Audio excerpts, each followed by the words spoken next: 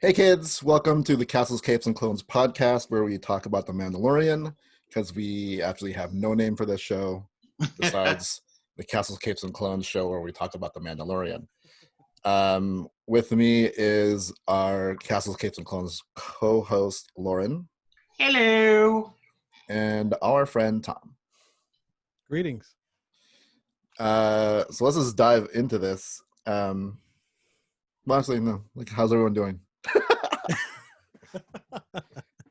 Well, aside from being hospitalized just What's about say? a couple hours ago, I'm doing fine. I'm glad that I wasn't admitted and it wasn't anything too serious. That's good. That's my fun. Yeah. Weird idea of fun. Yeah, right. Yeah. I'm doing fine. Actually just recently watched the episode, so I'm all hyped up right now. Yeah. Just now, yeah. Yeah, like just finished it like 20 minutes ago. Cool. Yeah. Yeah, I'm fine. I don't know. It's been a crazy week for Star Wars and Marvel and Disney. I know. Yeah. Well, it's been a crazy 2 days for Yeah. all that stuff. Mhm. All that Star Wars news. I mean, I can't. I mean, like, Yeah. I remember we were talking about how we just wanted a little, Right? and Like, then throw us a bone, Disney. Right. Come on. and then they they're like, just here's slapped your us in the face with it. yeah. They're like, Yeah. here's the big ribeye rib thing from the Flintstones. Boom, Yeah. on your car. Yeah. And It was crazy. like, if we're gonna do one of these shows for everything that's coming out, we're gonna be very busy because we're also doing Marvel stuff. Yeah. Right. But then they're also gonna have like some Disney series stuff, so Mhm. Yeah. we might have to figure this out. I know. I know. The amount of stuff that they revealed yesterday was great. Mhm. Yeah. Yeah, it was more than we thought. Like Oh It was yeah, way more. than we thought. There's stuff in there where everyone was like, "Wait, where did this come from? What?" Yeah. Yeah. I couldn't even keep up with like watching it live, and I Yeah. couldn't keep up with it. Yeah, like I caught the last part, so you know. Yeah. But yeah, exciting stuff. So we should be really busy for the next, at least until 2023. Right. So I mean, who knows what else will announce in the next couple of years? Yeah, they could still announce more stuff. Like, oh, Ryan Johnson's trilogy is announced too, and that comes out in whenever. Like, there's still more stuff and more Marvel stuff. Yeah, there's Yeah. other. Again, we talked about it yesterday. I can't remember. There's another director that was set that they were working with, and I can't remember. I know. It was. Well, we've known about Taika Waititi directing It was like before that. for a while. Yeah. They Yeah. talked a little bit about Psycho. And I It know was like it's like right after Ryan Johnson. Well, it was after Ryan Johnson. It was after the Game of Thrones guys went on their Netflix thing. But there was another director that was set to work with them, and then I can't remember. I can't remember. I know they announced Patty Jenkins getting a film. If that's the one. I mean, no, this is like Oh, we're okay, talking like months ago that this Oh. was. Like I said, it was right after the Dungeons and Dragons guys, the Game of Thrones guys left Star Wars. Right. Yeah. Like it was that, and then they said, "Oh, we're gonna work with this director of." It was like another bunch of indie films. Yeah. Huh. I don't remember hearing about that one. Excuse me, but Mhm. anyway, I mean, there's that, and then also Kevin Feige's involvement is not. Oh, that's right. They really hit upon that either. So, Yeah. but I feel like his influence is there because there's so many things that are actually tying together. Yeah. Right. Right. So, speaking of a show that's tying together with other shows, The Mandalorian is like, it's kind of like if you watch the Arrowverse, like Mandalorian now is Arrow, where Mhm. it spins off, will spin off a bunch of things. Because Ahsoka, right? Yeah. I'm assuming is right off the heels of her episode 2 weeks ago. Yeah. Mhm. and I'm pretty sure the Rangers of the New Republic are if anything involving like the pilots that we've seen, maybe not them specifically because it's mostly Dave Filoni, Deborah Chow, and Rick Fumi. Yeah, I always forget how to pronounce his name. You know, it's funny. I was practicing it before the podcast, and then I just totally forgot. Totally got out of your mind. Yeah, that's how it works. Fumiyawa, I think. Fumiyawa? Mm-hmm. Horrible. But the other guy from Kim's Convenience, Paul something, might be like, it would be awesome if he actually becomes like one of the main characters of that. Yeah. Because I think like his show is ending, so perfect time for him to hop on Star Wars. A little indie project called Star Wars. This little side thing. This little thing. So before we get into this episode, which is chapter 15, but episode 7 of the season, since you weren't here, Elle, what were your thoughts on the last episode? Oh my God, my brain exploded. I mean, just seeing Boba Fett for the first time in years. You know, we knew that what's his name, Tamara Morrison, was in the series, and we saw him at in a other episode, but at the end of first episode, there was no confirmation that he was actually Boba Fett. And then when he showed up in that episode, I mean, it was so cool hearing him say that he was Boba Fett, and then they bring back Ming-Na Wen as Fennec Shand, and we had all been wanting that as well. So it was very cool, and that fight with all those stormtroopers was amazing. Yeah. So, and then unfortunately, the child was taken. That was your prediction. I mean, I feel like there had to be something that happens this season, and and it seemed almost logical. I mean, at some point, Moff Gideon was going to get a hold of a child or Grogu at some point. So speaking of Fennec Shand, and I didn't know this until after the podcast yesterday, but I watched the Bad Batch trailer, and Fennec Shand is definitely in the Bad Batch. Wow. Yeah. So that means I'm pretty sure Ming-Na Wen is going to voice herself, like a younger version of Fennec Shand in animation form. That would be cool. Yeah, that'd be like great. She's like beyond. Like Disney, I mean, her voice is still the same as it was when she did Mulan. So it's pretty much Mulan in Star Wars. It's what we're getting, right? In animation form. So I got really giddy during that trailer because I didn't know right off the bat when it was. It's like I assumed it was, more of Clone War stuff, but then I see the Emperor giving his big speech in Revenge of the Sith. I was like, oh, okay, I'm all for this. Yeah. How far are you now? The Clone Wars. I'm still on season 3. I'm almost done with it. I could probably just open it up right here and tell you what episode I'm on. I know for sure you want. I know there's some episodes like in the mid seasons you want to like see my reactions to, but mostly like the end, like the last season. I have to look up when it is. It might be in the 4th season, but it's the Mortis arc, which you haven't gotten to, I'm assuming. No. Okay, because if I say that, you would know what I'm talking about. Yeah, I probably would. So no. The Mortis arc, definitely. I kind of want to be there. I do kind of want to get your reaction on the last episodes of season 5. Okay.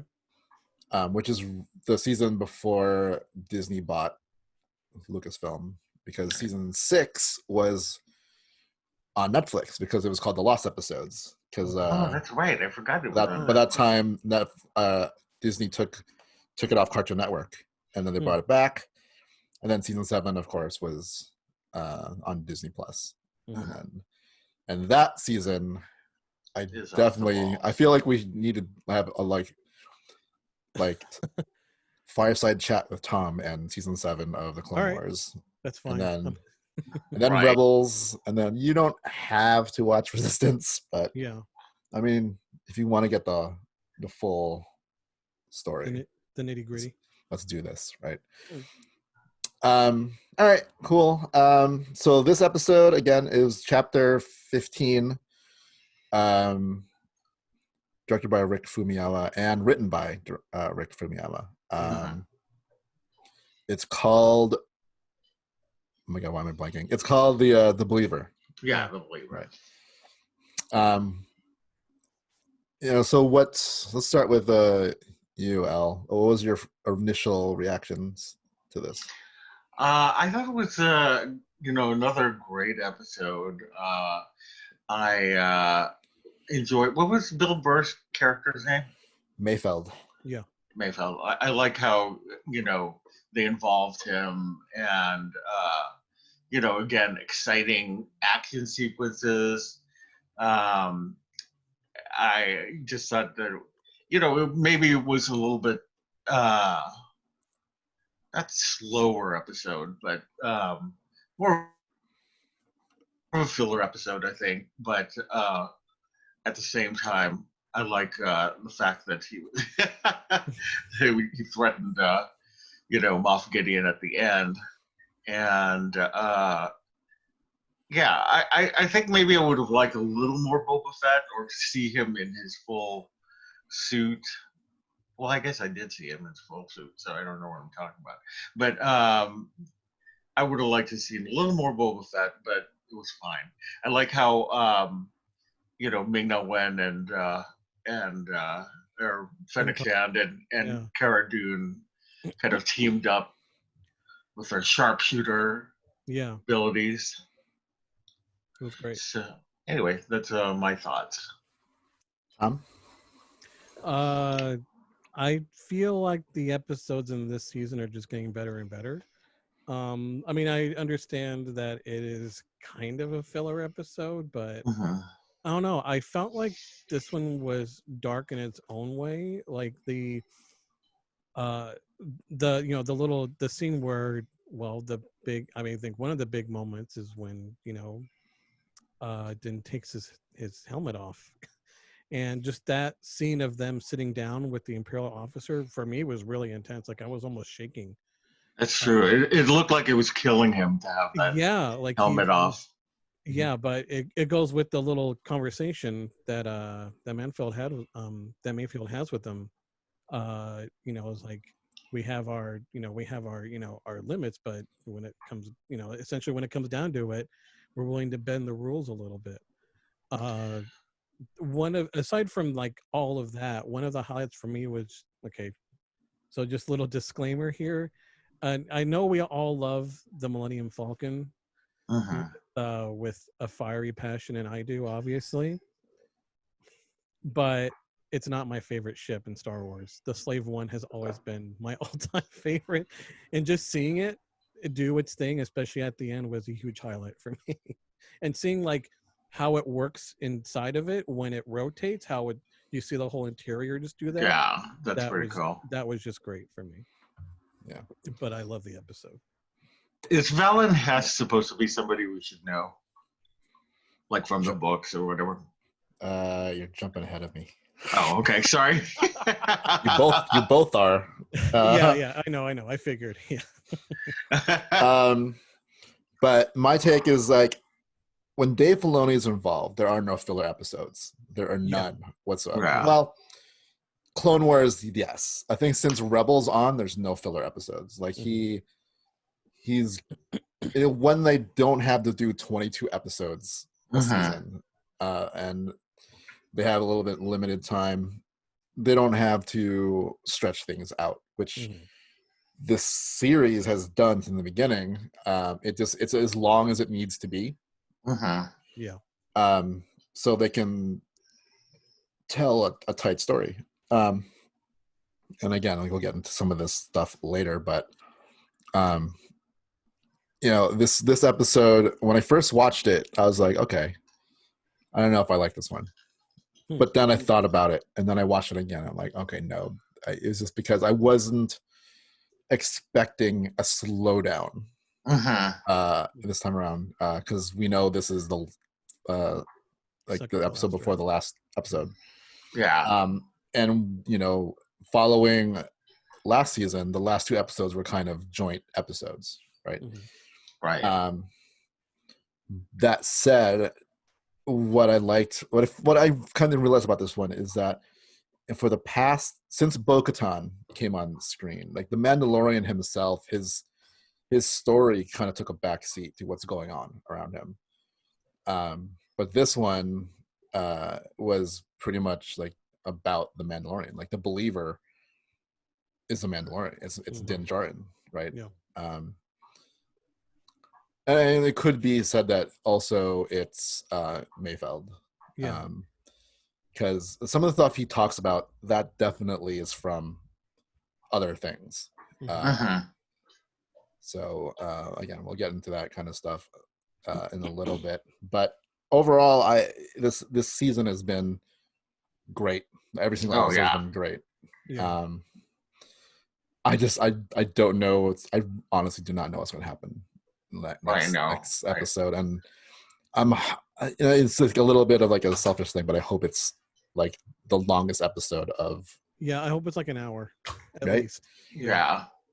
So I wonder if there will be some kind of intersection with Bo-Katan, because Bo-Katan is looking for the dark saber, right? And they have obviously the Mandalorian Din Djarin is looking for Grogu, and I wonder if they'll all meet up at the end. That would be awesome. Yeah, I thought about that. I don't think it's gonna happen. Yeah. I think she's gone for this season. Yeah. Because if Moff Gideon is the true antagonist for the series, this is not the last time you see Moff Gideon. Like, he might win. We don't know. But he's not going to be defeated in the next episode. He's going to be around for a while. So I would say, especially knowing what we've learned yesterday, that there is some culmination point. There is like the Avengers Infinity War Endgame story that they're telling, because these 3 shows are going to tie in together at some point for a epic story. And I think it's going to be like either the beginning of the Empire or the First Order, or the true end of the Empire. I think they're going to pull in Grand Admiral Thrawn, and I think they're going to pull in Moff Gideon and maybe some other people, and we'll finally see the end of the Empire, and then maybe hints of what the First Order is. So that's why I don't think it's going to be, because everyone's like, oh, Cobb Vanth's going to come back and Bo-Katan because they whatever. I'm like, you think about it, you save that for the ultimate ending. Yeah. When Moff Gideon is totally defeated and whatever. Right. Because who knows? Maybe there'll be another spin-off after that where it's like Mandalore. Right. Or something. But yeah. So let's start with you, Tom. What was your favorite scene of this episode? It was when Din takes his helmet off and they have to deal with that officer. There was that whole scene, like, just not only just seeing him just struggle with what he just did, but also like seeing Mayfeld, like how he's just boiling inside, like talking to that officer. Like, I was wondering, is he gonna do something? I wasn't expecting him to just blast that officer right there. That really came out. I mean, I know he was really, really like just super, super angry, because you could tell like he was really holding back. He was like, I'm just going to shoot him. I'm just going to do something I've always wanted to do. Yeah. And I love that interaction, because there's a lot of Imperials that truly believe in the Empire, but it's clear that to a lot of people in the Empire, it's just a job, or it was anyway. And, I'm sure a lot of them had almost no choice but to provide for themselves or families, whatever. And clearly he's had issues with the things the Empire has done over the years. And that just kind of pushed him over the edge. And considering that he mentioned he was working under that officer in particular. That whole scene, like just when when Mando takes his helmet off, to even that little thing where he looks at, where Mayfeld looks at Din, he's like, I didn't see your face. Like, don't worry, this didn't happen. Your helmet stayed on the entire time. Yeah. And I noticed that gave Din it made him relax just a little bit. He's like, okay, this doesn't count. This is just like they were talking about earlier, like I had to do this. So now if I had to pick, that'd be my favorite scene. Second being just seeing Boba's new paint job on his armor, and just seeing the slave one be awesome, more or less. How about you, Al? Actually, it's the same scene. I think that was an excellent scene. I thought that Pedro Pascal's acting in that was very subtle, but very, spoke volumes. You could just see the pain in his face that he's had to take off his helmet. And, I think that there was a fear in him that he hadn't felt before because he was so vulnerable because of the helmet. And, he couldn't speak. And I thought that, I was totally blown away when Mayfield started blowing people away. Yeah. I didn't think that was going to happen. So it was pretty cool scene, pretty cool action scene after that. So I enjoyed all of that. Yep, 3 for 3. So that's my favorite scene. A little bit different reasons, because I knew at some point that he was going to, like, this is the conversation from the transport. Yeah. I knew then that this was going to test the Mandalorian, Din Djarin, and I don't know why. I feel like at some point during this episode, his helmet was going to like break because it's Empire armor. Yeah. But my favorite absolute part was when Bill Burr or Mayfeld was like, mention Operation Cinder. Because I know what Operation Cinder is. Yeah, I was wondering. And it's like, I can't remember where it originated. If it was from the video game Battlefront 2 or if it was from the book that kind of was accompanied it. Inferno Squad. But yeah, that was my favorite scene because it just, the repercussions of Operation Cinder, and Mayfeld's connection to it, just made that whole thing kind of like that was like the blowing up of Alderaan was a pivotal point. Operation Cinder was another pivotal point. Okay. So I'll get into what that is. So Operation Cinder was the last order given by Emperor Palpatine. Upon his death, Operation Cinder was to go into effect. And what it was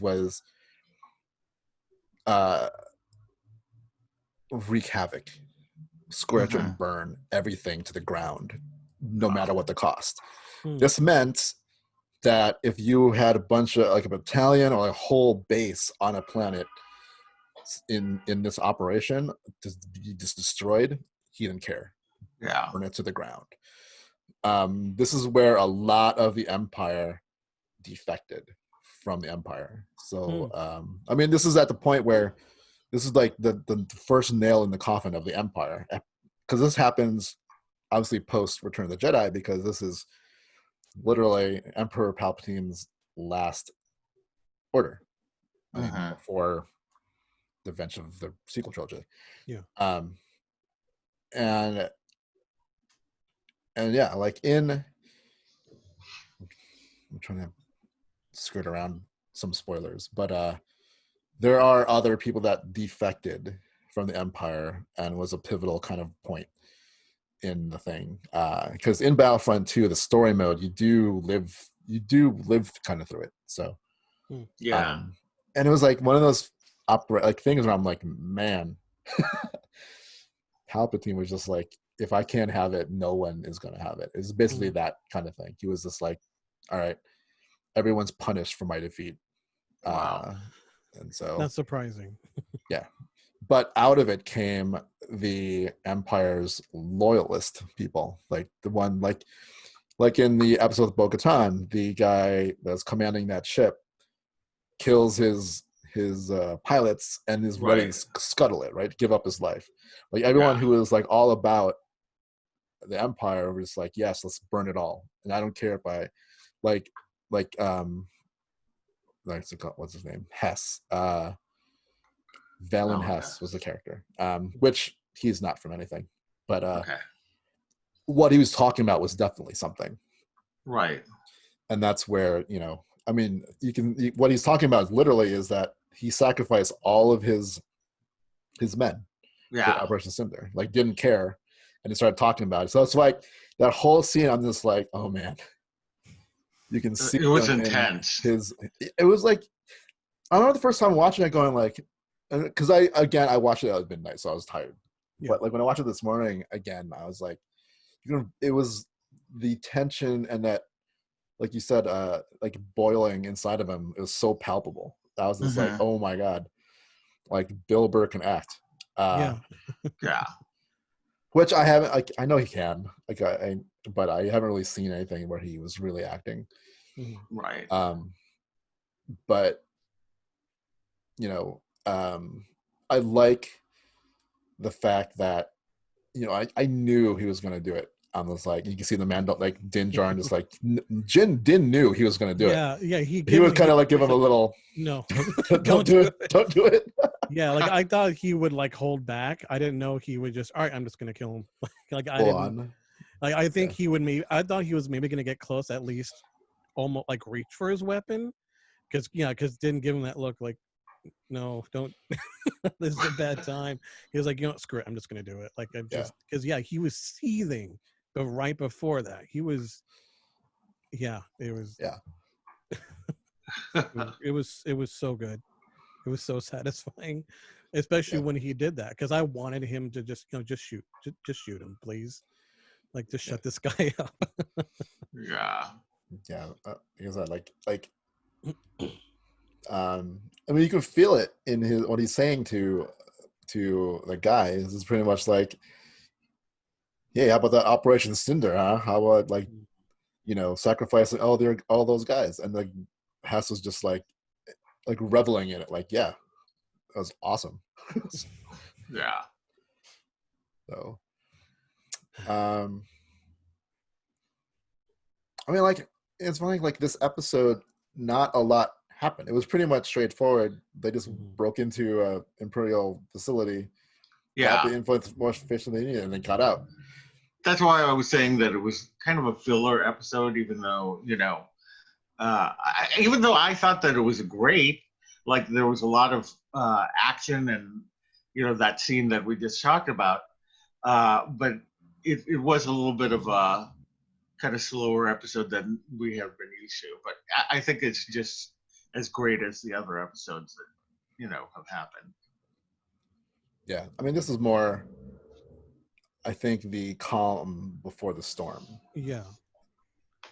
Ish, because it wasn't calm. Kind of. I mean, it was like the slowdown before we get into it. Yeah. The climax, and who knows if it's going to end in a good note this season. I know. I think you're right that it's going to be a fairly traumatic ending. Yeah, and it'll probably be a cliffhanger. Like I don't think things are going to wrap up this season. I think we're going to have to wait a year to find out, what more happened. I think season 3 comes out Christmas. I think they said yesterday. So okay. Wait, Christmas next year. Yeah. So how this one came out October. Yeah. And then last year it started in November. Yeah. So I think next year starts like in December. Oh, okay. So a little over a year, but it'll be hard. It'll be a hard wait. Do you think that Grogu will go to the dark side? I think that's going to be explored. Yeah. He could. Yeah. I think it's part of what is going to happen in the next couple seasons is, Din Djarin kind of accepting that this kid is my kid for whatever, my quest and whatever, like him breaking his creed in this episode speaks volumes about what he thinks and how he feels about Grogu. Right. So. And his threat at the end, I mean, that was pretty intense. I can't remember its exact wording, but he pretty much said what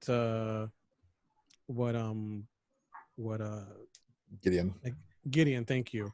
What Gideon said to at the end of last season. He pretty much repeated what he said, and I kind of teared up to be honest. Like when he said, he means more to me than you know.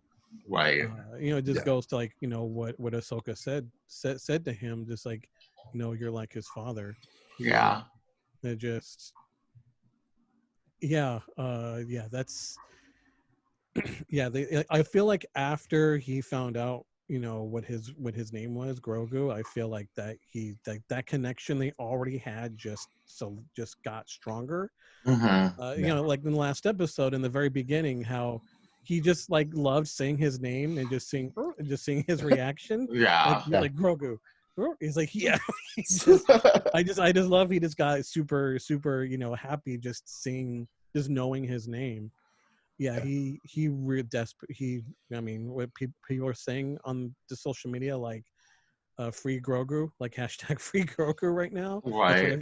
That's what everyone's saying right now. That ending was strong, especially him repeating what he said was hit me in the feet, kids say. Right. I what did you guys think of Boba Fett? And all of a sudden, like he buffed the heck out of his armor. It's like, I know. I mean, I think it was kind of cool that he has still all those, whatever has weathered it over time. But yeah, I would have liked to have seen a little more Boba. I was happy with what we got. It's just great seeing the Boba. We kind of talked about this a little bit last week. It's cool because like if you just refer to seeing him, we don't really count seeing him in the prequels, even though it's kind of him, sort of, when it comes to Jango. In Return of the Jedi, and even a little bit in what we got in Empire, we only got hints of what he's like, and everyone just kind of hyped him up, in the past 30 years for kind of not. It's mostly been look how cool he looks. It's always been that. Yeah, it's mostly just been that. I mean, I get it because he's always looked awesome, but we never really saw him do much. But seeing, especially the last episode, how brutal he is. Oh yeah. Like I'm still thinking. People have been posting like just clips, just like the Boba Fett cut from the last episode, and I've rewatched it. I just need to see how he fights. Like I love that he only used his blaster a couple of times. He just went melee, just ripping those stormtroopers. Oh yeah, wow. and just seeing how he flies, especially those I was wondering, when the TIE fighters were chasing after the slave one at the end, I was like, oh, this is gonna be good, please do something. Like I was worried he would just get away, but then when he let those that charge out at the end, when that hatch opened up, I I stood up. I'm like, oh my god, this is it. This is it. Yeah. The best sound effect outside of like the lightsaber in Star Wars is about to happen, and we're gonna see it again. We're gonna see it again. Because that's. I was talking to my girlfriend recently about just Star Tours and how, you get just random ones.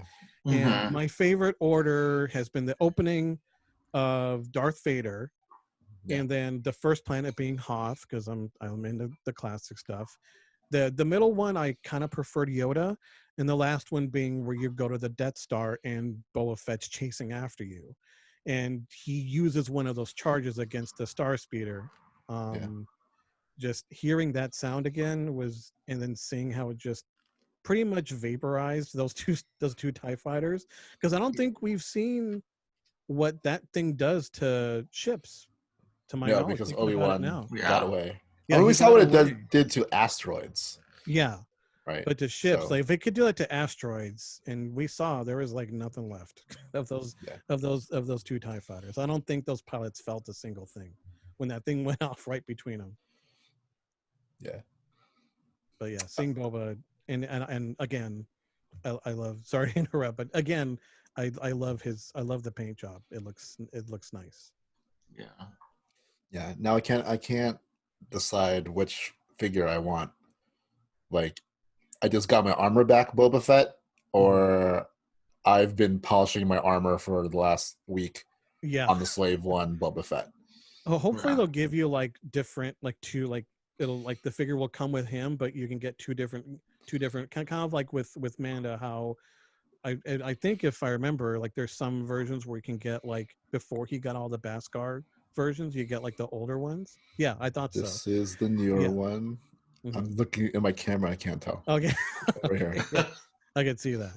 Yeah. So hopefully they'll give you an option. Like, do you want the weathered one that obviously, been through a lot, or like the polished one?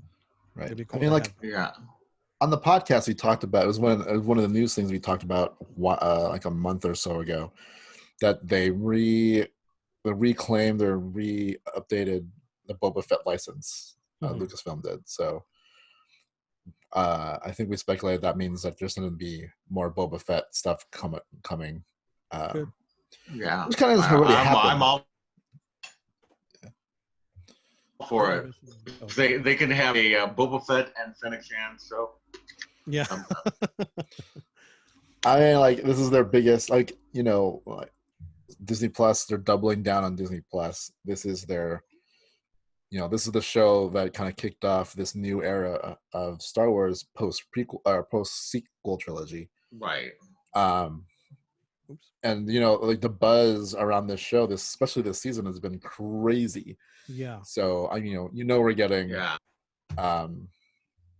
Like, I wonder what's going to come out this Monday for Mando Monday. Yeah. I want to get Bill Burr on a shirt. Yeah. On a Star Wars shirt. Last episode when I was like, oh yeah, we need to get him on. I was like, oh cool, he's coming back, and he got a lot of dialogue in this episode. Yeah, definitely a lot more than when he first showed up.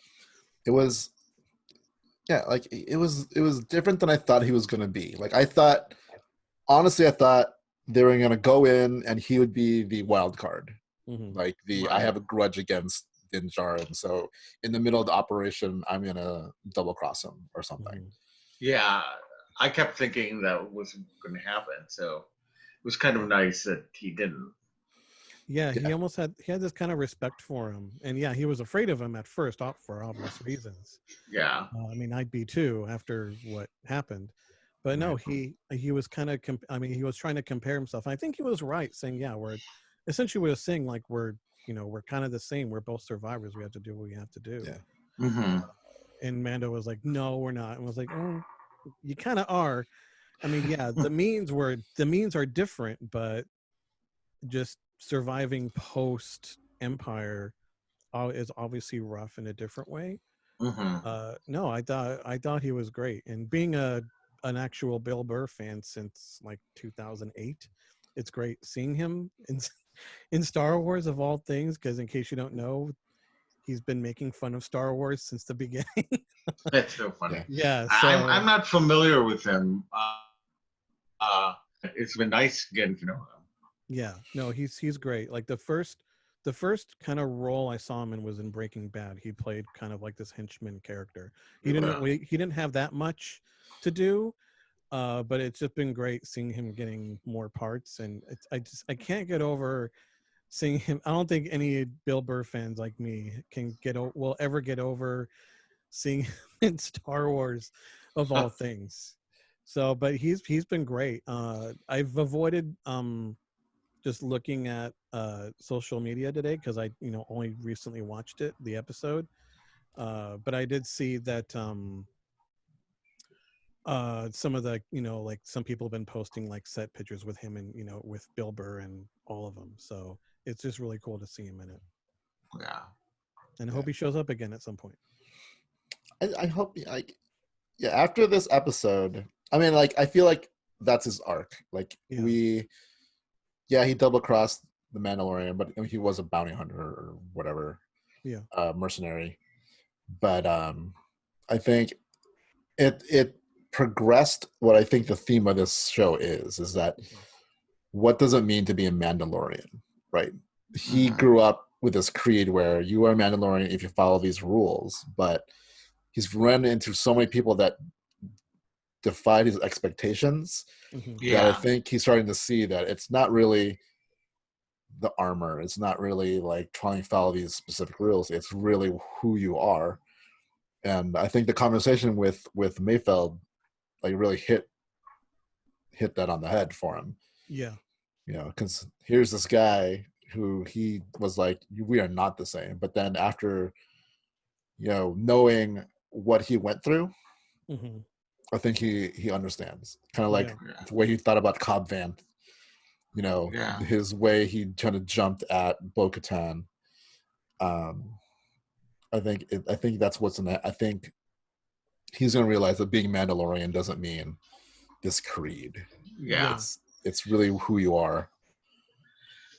I loved that episode just for, we had been so confused as to why he couldn't take off his helmet and all that. And I love that episode because it just explained it all very simply. Yeah. And, you're a child of the Watts. Oh, okay. I get it now. Yeah. Just like, oh, yeah.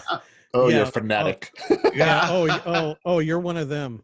Yeah. We're one of those, but we're still Mandalorians. Like, we're still, and just also, in the last episode, learning that Jango was a foundling was cool. Because, which, I know we talked about it last time. It's just cool to see all these little details, and I know it just it just I keep saying this, but in Filoni we trust.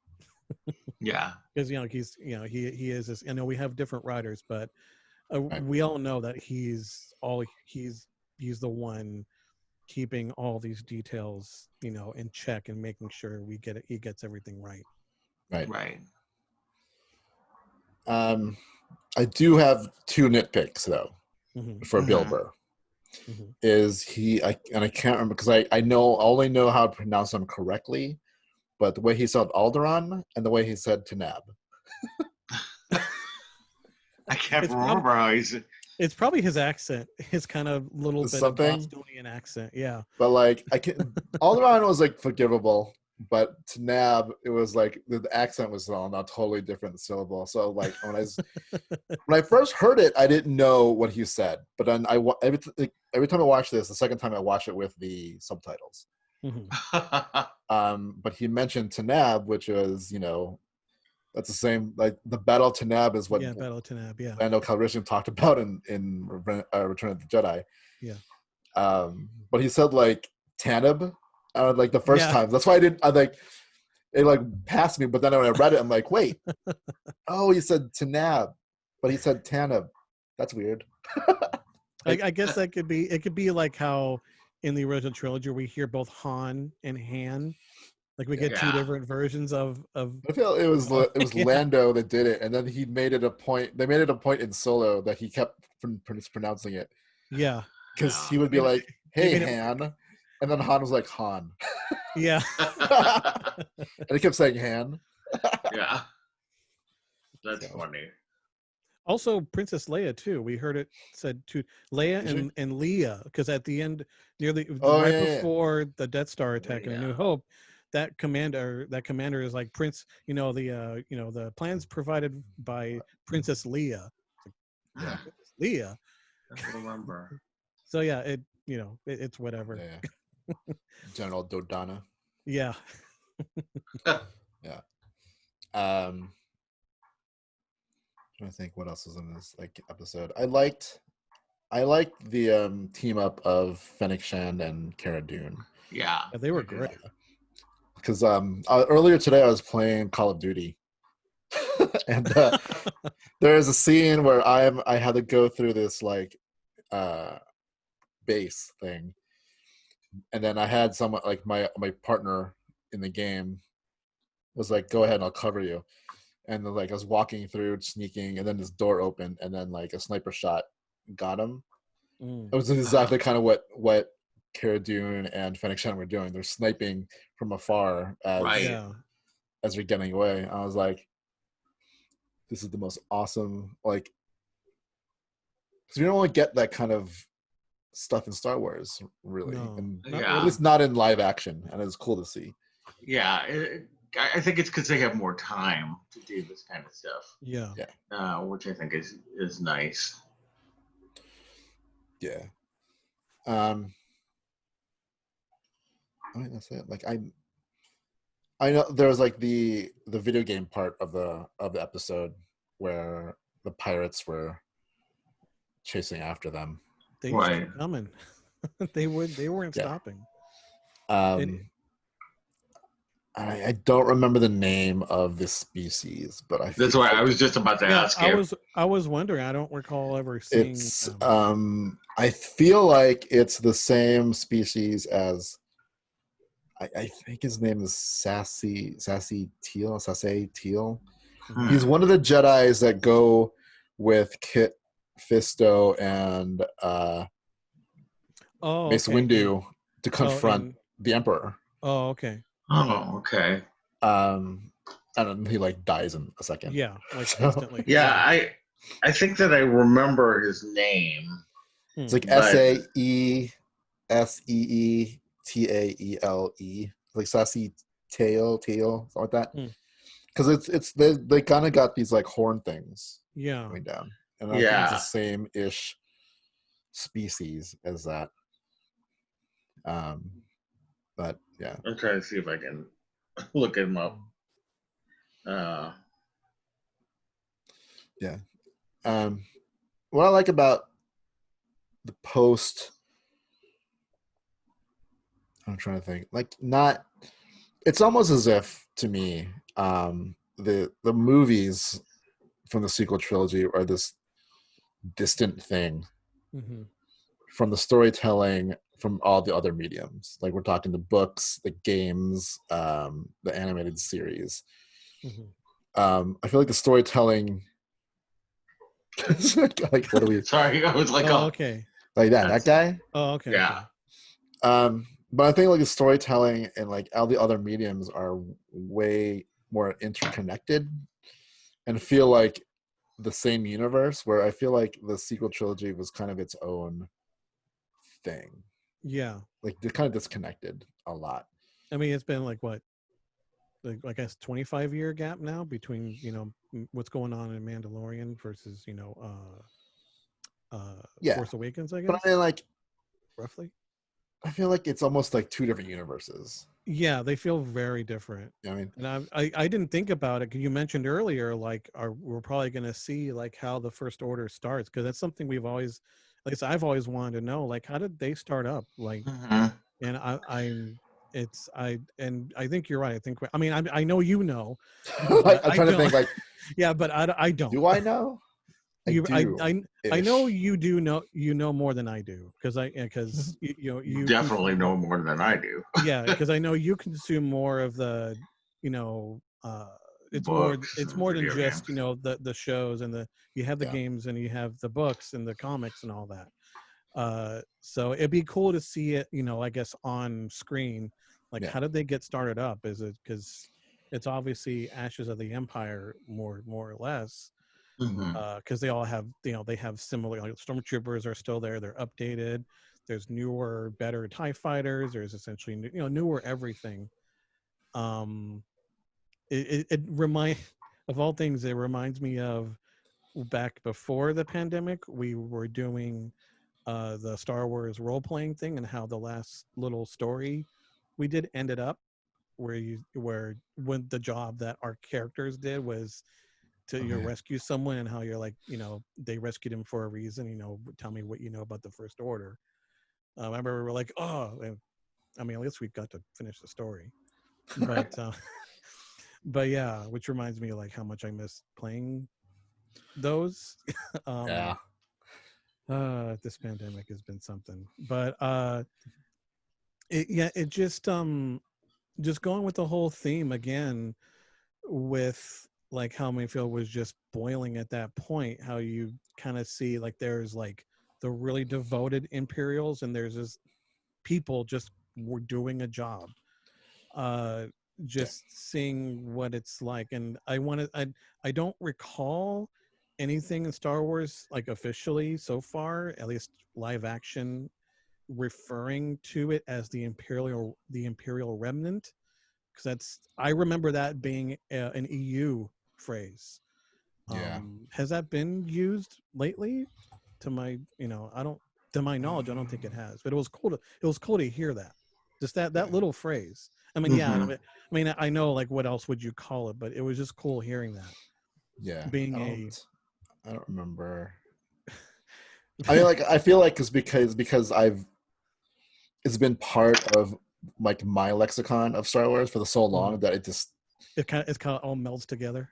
Yeah, so I probably wouldn't have noticed that they like anything now has been referred to as the Imperial Remnant, because I just assume that's what it's called. Yeah. Right. So. Yeah, being it's gonna sound bad, but being an Imperial supporter, it was cool hearing that. Yeah, it's what the storytelling has done since the acquisition has really. There's a lot of focus on normal people. Like in this episode, again, we saw like like Bill Burr's character said, like they're just here trying to get rid of we're the invaders on this planet, so they're just trying to get by or get rid of us. And it's the same thing with that village we saw in the first season, the episode with Ahsoka, that whole village thing. The books do concentrate on that a lot, so it's just fun to get it's been building the universe quite a bit. Like there's shades of gray in things, right? Some of the books remind us that the Empire was the government, so it'd just be like getting a job in government. It just the government is oppressive and whatever, but it is the government. Like I've said it before, like Luke wanted to join the Empire in A New Hope. Right. In like when he says I want to join the Academy, like there is no rebel academy. It's the Empire. That's what he wants to do. He wants to go join up. He wants to get a job. He wants to get off Tatooine. Yeah, like I'm pretty sure the Empire is like, join the Empire and then get a job, like in sanitation.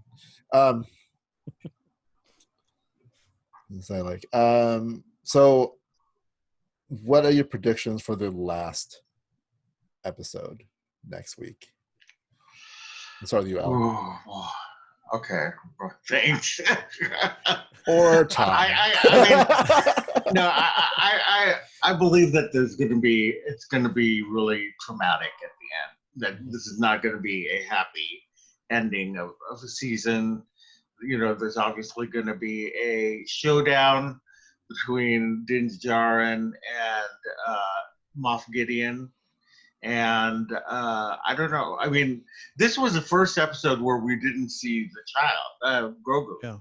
Yeah. And so I feel that there's going to be some Grogu-ness in the next episode, where I do think that he's going to be you know, a little bit on the dark side, like they've trained him a little bit, or they've somehow forced him into this life of, you know, darkness, because that, you know, that's what Ahsoka was saying, is that, you know, he's kind of on the edge, and you know, we'd seen this a couple times before, where, you know, he's had a little more darkness with him. Mm-hmm. So I just feel like we're going to see him in a totally new light, and it's not going to be happy, and we're not going to like it. I mean, not like it in the sense that we don't want him to be on the dark side. It'll be heartbreaking. Yeah. Yeah, I agree. One of my predictions is perhaps a little too hopeful of what we could see, and that's based off of the previous episode where Grogu went to, you know, he pretty much communicated out, you know, using that little I don't even know, what would he call it, rock. Yeah, that rock thing. Yeah. Because he was doing it for a while. Yeah, I mean, I doubt they would do something like that this soon. But I do agree. I think based off of, you know, what Ahsoka said about him, like he's afraid and he has anger in him, and we obviously see it because he was really giving those stormtroopers a hard time when he was in that room. Yeah. Rightfully so. And yeah, it just makes you wonder, like, just imagine if Yoda turned to the dark side, everyone essentially would be screwed. Right. I mean, that's kind of what we got with the Emperor, with Palpatine, because I know they're, as far as power, they're kind of equal. But I can definitely see Grogu, maybe not this season, but we'll get more hints of it, I think, of him kind of going down that path at least a little bit, maybe not permanently. But like my hopeful prediction is that when he was doing that Jedi thing in the last episode, is that he did a Jedi did respond, and Jedi did sense him.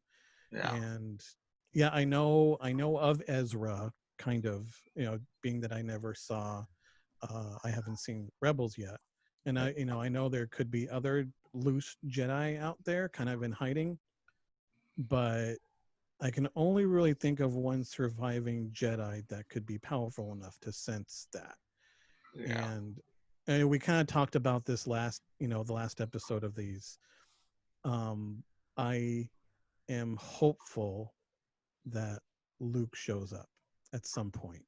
And that's the Jedi. Even if it's like kind of similar to the end of The Force Awakens, where it's no different than just a cameo. Because I do know that I'm pretty sure Mark wouldn't say no to that, to showing up. Even if they de-age him or something like that, which I don't think they need to. I think Mark still looks great for his age, personally. Oh yeah. It'll be pretty much like what they did, how they made him look at the end of The Last Jedi. You know, that little show off, that little showdown between him and Kylo Ren. Yeah. Because they made him look younger in that scene. He looked a little younger with the kind of classic Luke haircut and all that. They could do something like that. I mean, I don't know that's going to happen. It probably won't. If they did do that, they would probably wait. But that's my hopeful prediction. That's what this season's big secret is.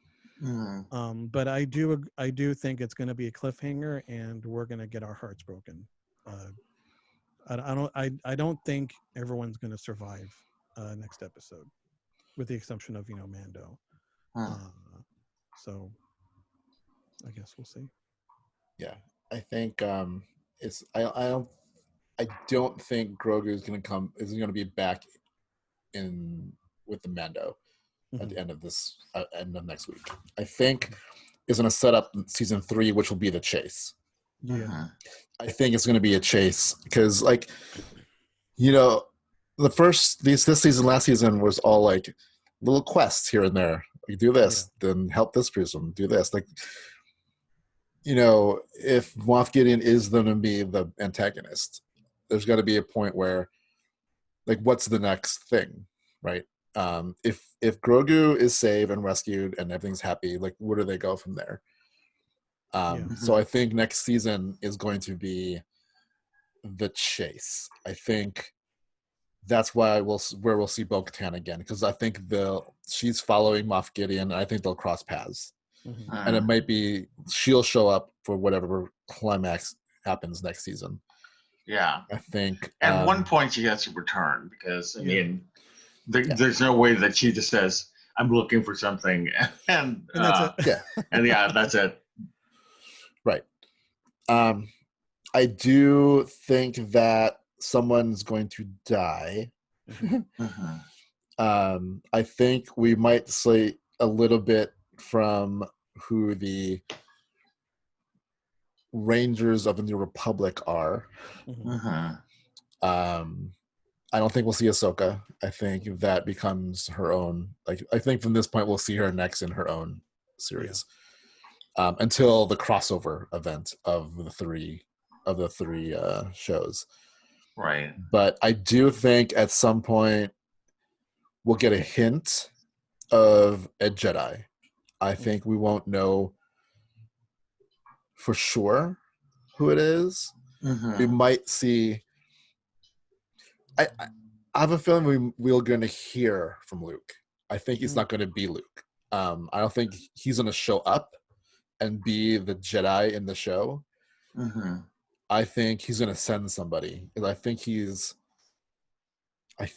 maybe he's already started his I was wondering academy. If he started training by now. So he might send somebody.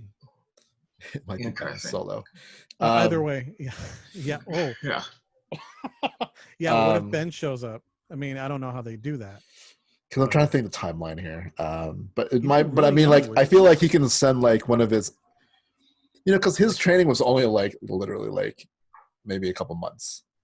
So maybe he can train somebody, and then he'll like, I'm here teaching, so I'm gonna send my most advanced student, and it might be someone from the EU. Yeah,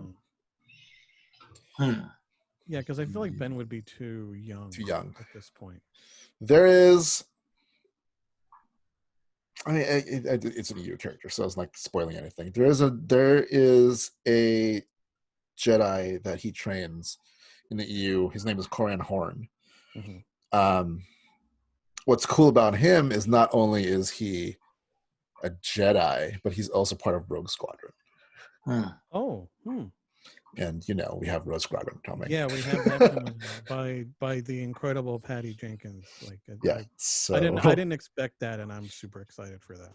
Who better? Yeah, that announcement. I was like, I saw the picture of her and then the words Rogue Squadron. I'm like, what? Yeah. Is that? Like, I don't sit there going like, that is who I think it is, right? But so like I feel like they've got one more surprise, and I think whatever is happening in next episode, there's going to be something. I think we talked about it last time. Yeah. My prediction for the director, because they haven't said who the director is. We've known every single episode's director up until now. Yeah. Like we knew, like we didn't know. I think we knew Rodriguez. Yeah, we knew everyone. We knew this one was Rick. Fumiyawa. Yeah. We knew last week was Robert Rodriguez beforehand. We knew that Dave Filoni was directing episode 5. But they've kept the director of next week's episode a secret. And I think it's got to be a major director, because even if it's Jon Favreau, like why keep that? Why would you hide that? Or Dave Filoni, like why? Because they both directed already, right? Like, so I'm like, the only one I can feel like you want to keep it a secret is George Lucas. Who? George Lucas. Oh, George Lucas. I feel like because he was there on set, been there. We talked about it, I think last week, but like the scene where he's holding Baby Yoda, like off to the side, Rosario Dawson was in full Ahsoka Tano gear during that episode, during that picture, which means he was there for the shooting of this season. Mm-hmm. They haven't announced it, and if like the chance that maybe we hear Luke's voice and it's Mark Hamill, what better way to end season 2 than have George Lucas directing Luke Skywalker? That would be interesting. If that happens, I'm going to cry like a baby. It's just, and I just like just so you guys know, and so my girlfriend knows because she watches it with me now, which is great. I mean, I got teary-eyed just seeing the Slave One be awesome and seeing Boba Fett again. Like, be more just if either of those things end up being true, if we just hear, Luke's voice or see like his leg or something, like it doesn't even matter. Something like like the kid in me is gonna come out and I'm just gonna start crying. Yeah, this is how because I feel they can do a de-aging for like a short scene. Yeah, I mean, that's why I say it couldn't be Luke throughout the whole thing unless they recast him or whatever. But I think they're going to. But they can de-age him enough for a scene where he's just like at his academy. Like, can you imagine seeing him as a Jedi Master teaching Jedi, little younglings? Yeah. Like, I mean, that would be cool. And then him just turn into one of his students, be like, I need you to go find something or do something. And then all next season is the chase, and at some point that specific Jedi shows up at the end, and then season 4 is all about training, like between kind of like in, I guess it's not really a big spoiler, but in Rebels, Kanan and Rex and Ezra, like that dichotomy of training, like Din Djarin like showing Grogu how to do stuff, but then a Jedi also showing him how to do stuff. Things like that. So yeah, I've already had some things from Rebels spoiled, which I'm I feel like that's not a big, like, like there's enough pictures and whatever of talk about Rex that you have to at least heard that he's in Rebels. Yeah, and that he's been made. I know you told me a few years ago that he was made canon as like this random like rebel trooper in Return of the Jedi when they're on Endor. Did you say like someone asked like Filoni, like, is this? It looks kind of like Rex. Like, is it him? He was like, sure, yeah, it's him. Like, yeah, it's him. He's with the rebellion. Yeah. It was a podcast, and he was the guest, and someone said like, this actor in Return of the Jedi, this random rebel with a white beard and look kind of older, like that kind of looks like Rex. And then, obviously that wasn't. Oh yeah, I know what you're talking about. But like Dave Filoni was like, that's a good idea. All right, yeah, it's him. Then it turns out like they retconned it so that it is him. Right. Which is great because I've seen enough of him to like him. So yeah. Oh, I love Captain Rex. I mean, yeah, like Clone Wars is, as much as it is about Anakin and Obi-Wan and stuff, it's really the Ahsoka and Rex show. Yeah. Like the overall story is those two. Yeah, I know. I've seen just going through Instagram whenever it's Star Wars stuff. I like one of the biggest spoilers I saw a couple of years ago was the last confrontation between Obi-Wan and Maul. And how that ends. And I wasn't watching Clone Wars yet, so I didn't know the weight of it. But I still am kind of bitter that I got that spoiled because I know that's a huge moment, obviously. But I mean, what are you gonna do? Yeah, but I just want to comment on something. Oh yeah, so like you guys were talking about like the dark side and stuff. Let's remind people that the first thing Luke does as a fully trained Jedi is use the dark side. Yeah, he force chokes. Force chokes the Gamorrean guards. That's right. So that doesn't necessarily mean someone's going to the dark side. Right. But I don't know. I still feel it. I just feel that something's going to happen with Grogu. Yeah, I don't think the Empire. I don't think Gideon's forced it because, like, if they just want his midichlorians, that's what he's there for. Yeah. So, for the volunteer. Which is going to be another thing. Like, who's the volunteer? Yeah. Volunteer. I have no idea. The imperial definition of volunteer. It's Lobot. Right.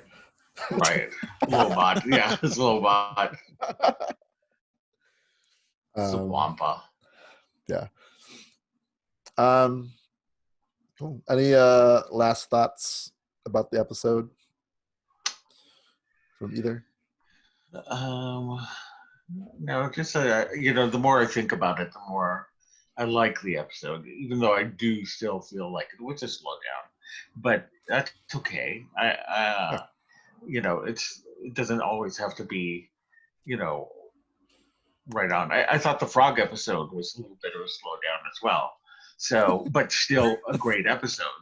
So, yeah, the frog episode. I want the frog lady to come back. Yeah, bring her back. I want her to be like his tech guy, because she rigged up the translator droid like that. She knows what I feel like she can be like Mandalorian's M from James Bond, like not M, Q. Like she just makes something like here. Oh yeah, and she was pretty good with that blaster too at the end. From what I know. Right. Yeah. Which it just adds like so much to this world that like you would look at that character normally and be like, they're helpless and whatever. No, she's a very capable little frog lady. Like like, she's tech savvy. She can shoot, like precision shoot. Like that was a good shot. Yeah. And then, she's not afraid to take a bath in front of the Mandalorian and run like a frog. Like that was awesome. And at the same time, you're like, when she's reunited with her mate, the little squeal, and you're like, ah. Yeah. Oh, she was cute. I hope we get figures of all these characters. Oh my God. Yes. Yeah, that again, like, just that last that last, I know I mentioned this already, but the last thing that Din says, repeating what he said, just you don't know how much he means more to me than you know. That hit me pretty hard. Again, because it still stuck with me. That and I'm broken record here, but I mean, I guess I know I said this like last season when we talked about it. Yeah. Like, what's your favorite moment? The whole episode was my favorite moment. My favorite episode is the whole season. Yeah, just the Mandalorian in general is like my favorite scene. Really. But no, just seeing the Slave One, my favorite ship, just be incredible. Yeah. Just that little, like, the moment Din takes off his helmet and everything after that little interaction with that Imperial officer, and that last pretty much threat was just incredible for me. Yeah. I just had a thought. All right, let's hear it. What if Luke does feel whatever it is, that call or what a connection to Grogu, but because like how Ahsoka and Grogu communicated, but it wasn't like verbal, or it wasn't even like telepathy, like he's talking to her. It was like she experienced like his experiences, and that's how she find out things. What if it's Luke sees what Grogu is going through and sees that he's under there's some like the whole thing with Gideon, and Luke sends somebody from the New Republic to help battle it's not a Star Destroyer, but it's like a lower class Star Destroyer. Yeah. Right. Like I don't know. Like maybe we get someone from the original trilogy, like Akbar shows up or something, like with the ships, like, oh hey Moff Gideon. Yeah, either that or we'll get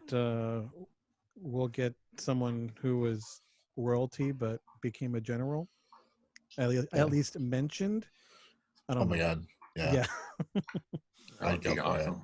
Yeah. If we get Leia even mentioned, just Leia, like, again, if Leia is somehow brought into Mandalorian as, a general, like, mentioned, whatever, again, the waterworks are going to start up for me. I know. Yeah, same with me. I would just go. I mean, like, I would die. Yeah. Yeah. For me, it's like Lobot showing up. I really want Lobot to show up at some point. Like, I want to know that he survived and he's palling around with Lando Calrissian. He'll be in the Lando show with Billy D. Williams talking with Lobot. Yeah. And you remember those days when we did this? And then it's Donald Glover in like young form doing some adventure crazy thing. But all right. Well, that is it for today's episode. We have one more episode coming up next week for the last episode of the season. Biggie. Yeah, it's gonna be a big one. But we don't have too much long until we do this again with WandaVision. Yeah. Which comes out on January 15th. I'm really looking forward to that one. And then in March we get I think I said Winter Soldier. Yeah, I think so. Is that when that comes March? out? Yeah. So right after that, like it'll be a couple weeks, and then we'll be right back to that, and then I think Bad Batch is coming out in the summer. I think they said so. I think so.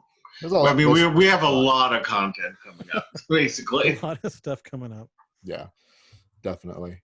The High Republic stuff comes out next month, and I do plan on doing something. I'm not sure yet, but just so those of you who do not read,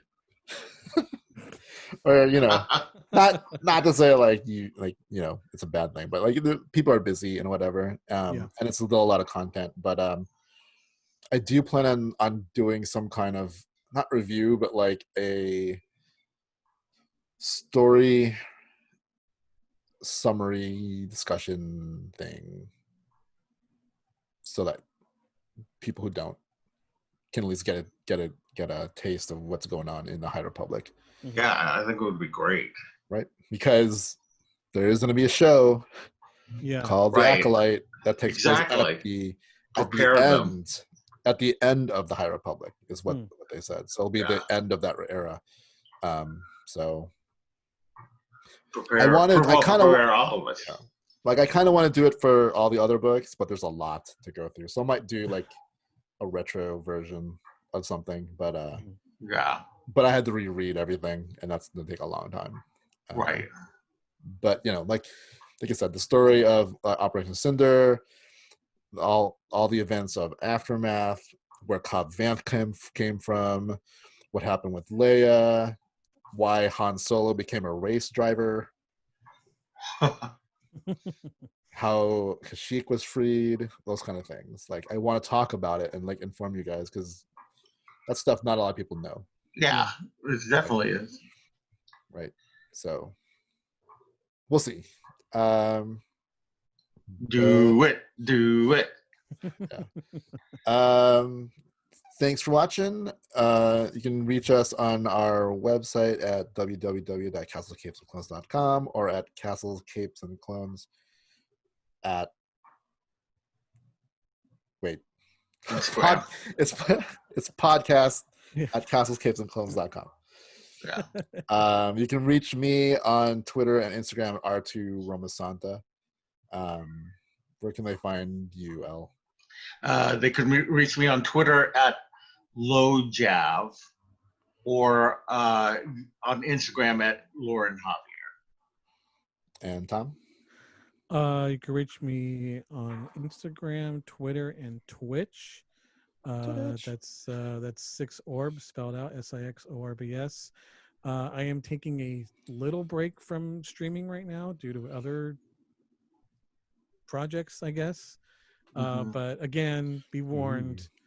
My Twitter and my Twitch is a little more on the mature side. Right. But yeah, scoundrel. Yeah, pretty much. Just here. I'll put it this way: imagine if we got like an uncensored version of how Han would talk. There you go. Like what would a Han like a rated What R? Han really say? Yeah, would Han really talk if it was like we got like a rated R version of like how Han speaks? He called everyone moof milkers. Yeah, I still think about one of my favorite little moments from The Force Awakens when he's leaving like the cockpit of the Falcon and BB-8's in his way. Just a little line, he says, "Move, ball." Like I still think of that, and I love that so much. Well, that's it. Yeah. So be sure to subscribe to the channel if you haven't already, and if you enjoyed today's episode, hit the like button, and yeah. Hit Thanks bell for notifications. Oh yeah, do the whole YouTube thing. Do the whole thing. It's all down there somewhere. Yeah. Tune in next week for the last episode of the season for the Mandalorian show that we do. One day we'll come up with a name for this. Right. In the 5th season. Yeah. So may the Force be with you, and catch you on the flip side. Yay.